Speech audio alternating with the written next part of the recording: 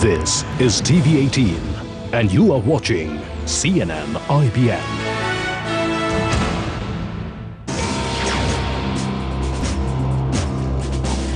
Welcome back. We are continuing to bring you coverage of the All India Congress Committee meet that is going on in Delhi. Well, a comment that is actually generating a lot of buzz on social media is Manishankar Aiyar's comment on Narendra Modi. In the previous segment, we brought you Manishankar Aiyar's reaction to that comment. He has squarely denied making that statement, as usual, offensively blamed the media for distorting his statement. But there's a lot of negative reaction to his comments. Omar Abdullah has tweeted, Modi has lots of negatives, but his humble origins are a positive. Some of us can't claim we aren't helping our campaign by mocking him. A number of people again have expressed their opinion on this. Let me bring in here Dr. Sambit Patra of the BJP, who's now joining us. Sambit, how do you react to Manishankar Aiyar's statement? Generally, I'm a cool person, but I've lost my cool today.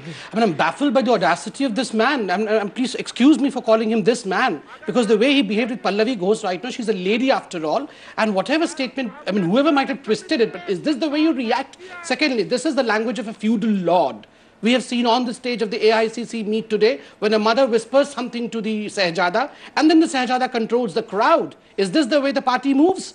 This is the mother-son duo party. This is just a second. This is Sahjada versus ordinary man, whom they call the chai wala. This is Sahjada versus the common man. No, but do you buy what Manishankar Aiyar was later saying, that he was only saying that because Mr. Modi keeps saying that I am a tea seller and I am a chai, because Mr. Modi himself refers to his, Mr. Modi. That is the USP. That is why Mr. Manishankar Aiyar was referring to the tea analogy. He's a twisted man. Who twists his words? I have nothing to do with it. But that is the USP of Mr. Modi, that he's a common man who has risen through ranks, and he is where he deserves to be, unlike Sahjada, who gets a whisper from the family and the whisper becomes the nation's noise. No, this is not the way democracy should move. And most importantly... So do you believe Mr. Manishankar Aiyar should apologize?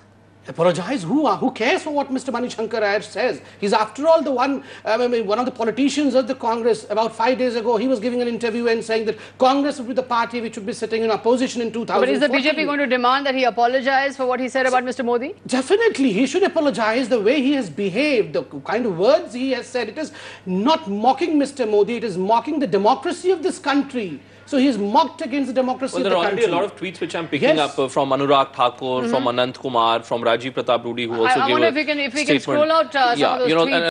Right. I think that the word apology doesn't exist in Manishankar Aiyar's dictionary. Right. One line. Manishankar Aiyar and whole of the Congress should be busy as to how they would be able to sell Mr. Rahul Gandhi. They should not be worried about how tea would be sold where. Right. Let's broaden it beyond Manishankar Aiyar, because we have a big ambit before us, and we're talking about the Congress AICC meeting. Sambit Patra, are you worried about the way the Congress is speaking? Sonia Gandhi making that powerful speech, rallying the crowd, taking the credit. The Congress sounds as if it is in battle form. Clearly the BJP is, does it think it has a fight on its hands? This all comes as a comic relief. The AICC meet that's going on, it all comes as a comic relief. Look, coming to a very serious note on this. The AICC meet is profound confusion. It is incarnation of confusion, in fact. Let me put you why I say this. Why I say this in the sense, you remember after the drubbing in the 4 states, the mother and the son had come out together. Mrs. Sonia Gandhi, in fact, had put Rahul Gandhi behind, taken charge, and she had announced that, well, yes, we will announce a Prime Minister candidate. And only mistake she had made was she dropped the gender of the Prime Minister. It would be a he. I was with you then. I was over here debating. Yes. It was a he, she said. And then we had the disastrous PC of the Prime Minister, which was a kind of torch transferring ceremony. The baton was transferred to the so-called Rahul Gandhi, who had impeccable credentials as per the Prime Minister of this country. And then the Prime Minister incarnate of Congress, that is Rahul Gandhi, gives an interview to a Hindi daily saying that, well, yes, whatever charge is given to me by the Congress, I would abide by that. The crackers were bought, the laddus were made. But yesterday night, buying some words from what Arun Jaitley has said, Congress develops a cold feet. Why? Why this cold feet? It's confusion. No, the Congress argument is, Sambit, that the Congress doesn't believe in presidential form of politics. Why should the Congress play the BJP's game? That could also be a thinking. Why should the Congress declare its prime ministerial candidate? Why should the Congress give the BJP a presidential style contest? If you want Rahul versus Modi, they're not going to give it to you. They're going to give you a parliamentary system. When he said whatever the party doesn't matter. Doesn't matter. But let's come to the other point. He is obeyed. But let me also come to the point about the secular mantra, which the Congress has now gone back to. And secularism is going to be the touchstone of the new Congress-led front against Mr. Modi. Now, Mr. Modi is a polarizing figure. Mr. Modi has, in some quarters, is seen as a polarizing figure still. He's still not expressed remorse for 2002. There may be in certain communities where Mr. Modi's popularity is dimmed by the fact that he's a polarizing figure. Now, are you worried that if the Congress cobbles together this anti-Modi front or a secular front or makes secularism its rallying cry, then once again the untouchability factor could return to the BJP? Look, Sagarika, this secular cry is the usual cry of Congress. They cannot cry this always, you know. I mean, that lion game cannot continue forever, in fact. Secondly, and most importantly... No, but Samit, there may be a number of regional leaders like a Mamata Banerjee, like a Biju Patnaik, in fact, a Naveen Patnaik, who may be wary of allying with your party because of the polarizing identity of Mr. Modi. Anyone who crosses the 200 mark would be the one which would be attracting the smaller planets and satellites towards itself. This is the game of the politics. But secondly and most importantly, when you speak of secularism, I'm reminded of what Mr. Madani, one of the top Muslim clerics, had said about a few weeks ago. He had reminded Congress that it's enough of frightening services that Congress is offering to the minority community. Now Congress has to come out and work for them. You just cannot keep the Muslims away from Mr. Modi and BJP just by your sick, frightening stances. You really have to work for them. Where is the work for the Muslim community? You have to work for them, but there is an issue that a number of political formations within India, such as a Mamata Banerjee, such as a Naveen Patnaik, such as the DMK as well, which may not want to ally with a BJP led by Mr. Modi. And if the Congress then makes secularism its war cry, then the secular leaders or people who don't want the negative baggage that polarizing brings, I believe for that the Congress doesn't have to shout secularism. All it has to shout and showcase is CBI, which they have. They have been showcasing that. But the secular glue, as opposed when it comes to a polarizing figure like Mr. Narendra Modi, could it work? Could it work? Because Modi, as a figure, as we've said, mobilizes but also polarizes. Look at in one line. Look at the two campaigns which are places. It can't match the BJP there, but on the other hand, it perhaps is choosing not to get into a direct face-off, not only because it's trying to protect Rahul Gandhi, but also perhaps it doesn't want to get into that presidential style contest. It wants to say that we are a parliamentary system. We believe in fighting every seat. We are not going for that one face. Look, I mean... That's the game you want them to play, and they're not doing it. Not at all. We don't want them to play to our tunes. They have to play according to the rules of the game that they have set for themselves. The problem is, as far as the presidential form of election, the brand form of election was concerned, it was always within the ambit of Congress. Congress had the Gandhi family. What was it? It was the Indira's India was the presidential form of election. That Mr. Modi is doing that now. Mr. Modi has adopted the India mold. For the first time, the brand shifting has taken place in the Indian politics. The Gandhis have been reduced to the non-entity for the first time in Indian politics. And here a chaiwala, an ordinary man who has rose through ranks over the years, has become the heart of the country. No, but may I slightly disagree with Sambit, because in 2004, exactly what is being said by Sambit, BJP out of power, why don't you support me? Because I am the champion of secularism. No, but that could well happen. That's a possibility. That is a likely scenario. The Congress then gives like-minded support to other secular fronts. That is the scenario. It's a classical case of...